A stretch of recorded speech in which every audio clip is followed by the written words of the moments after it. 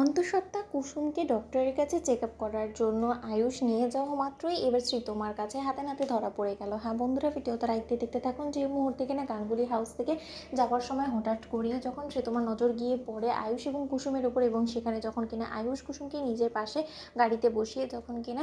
কোথাও একটা যাওয়ার জন্য রওনা হয়ে যায়, ঠিক সেই সময় শ্রীতমা বলতে থাকে যে এই মুখ্য সুযোগটা তো কোনো মতে এত সহজে আমার হাতছাড়া করা যাবে না। অন্যদিকে স্যাম যখন কিনা শ্রীতমাকে ফোন করে বলতে থাকে যে আমি যেই হই না কেন আমার পরিচয় জানার আপনার কোনো রকম কোনো প্রয়োজন নেই, কিন্তু আপনি যে মানুষটাকে বিয়ে করতে চলেছেন, যে মানুষটাকে বিয়ে করে আপনি গাঙ্গুলি বাড়ি বড় বউ হওয়ার স্বপ্ন বুনছেন, সেই মানুষটা যে আদৌ আপনার যোগ্য কিনা, এবং সেই মানুষটা যে দিনের পর দিন আপনাকে ঠকাচ্ছে, এবং সেই যে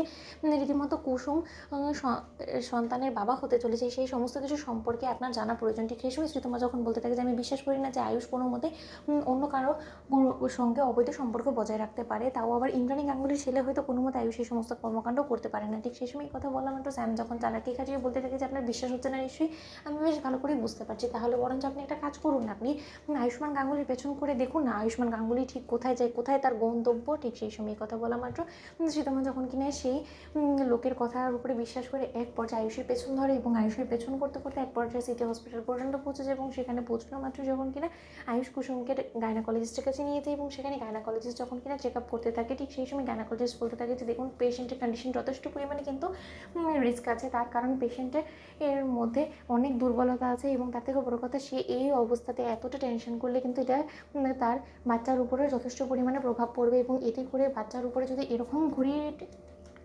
টেনশনের চাপ পড়তে থাকে তাহলে কিন্তু বাচ্চার ভেতর থেকে অসুস্থ হয়ে পড়বে, এবং এতে করে কিন্তু ওনারও শরীরে আরও বেশি ক্ষতি করে দেবে, এবং ওনার শারীরিক অবস্থার কিন্তু অবনতি হতে থাকবে। তাই এরকম কিছু যদি চলতে থাকে তাহলে কিন্তু ডেলিভারিতে আমাদের বেশ বেগ পেতে হবে, এই কথাটা আপনাকে মাথায় রাখতে হবে। আপনি ওনার হাজব্যান্ড হয়ে ওনার মানসিক অবস্থার কথা তো আপনাকে মাথায় রাখতে হবে, এবং ওনার খেয়ালও রাখতে হবে। এই সময়টা সম্পূর্ণ কিন্তু পেশেন্টের দায়িত্ব থাকে একজন হাজব্যান্ডের উপর, এবং সেটা যদি আপনি করতে না পারেন, ব্যর্থ হন, তাহলে আপনি কীরকম হাজব্যান্ড মিস্টার আয়ুষ্মান গাঙ্গুলি। ঠিক সেই সময় এই কথা বলা মাত্র যখন কিনা শ্রীতমা আড়ি পেতে এই সমস্ত কথা শুনে ফেলে, এবং শ্রীতমা যখন বলতে থাকে যে তার মানে সেই লোকটা আমাকে ফোন করে যে কথাগুলো বলেছিল সেটা সম্পূর্ণরূপে সত্য, আয়ুষ কুসুমের গর্ভে থাকা এই সন্তানের বাবা হতে চলেছে, এবং কুসুম এবং আয়ুষের মধ্যে একটা অবৈধ সম্পর্ক রয়েছে, এবং যেটারই রীতিমতো পাপের চিহ্ন কুসুমের গর্ভে একটু একটু করে বেড়ে উঠছে, এবং এত বড় একটা জালিয়াতি করলো ইন্দ্রাণী আন্টি, এবং আমার বিশ্বাস নিয়ে এরকম একটা খেলা করলো সেটা আমি কোনোদিনও কল্পনাও করতে পারিনি। কিন্তু এই সম্পর্কে আদৌ কি ইন্দ্রাণী আন্টি জানে নাকি? ইন্দ্রাণী গাঙ্গুলিও রীতিমতো এই সমস্ত কিছু সম্পর্কে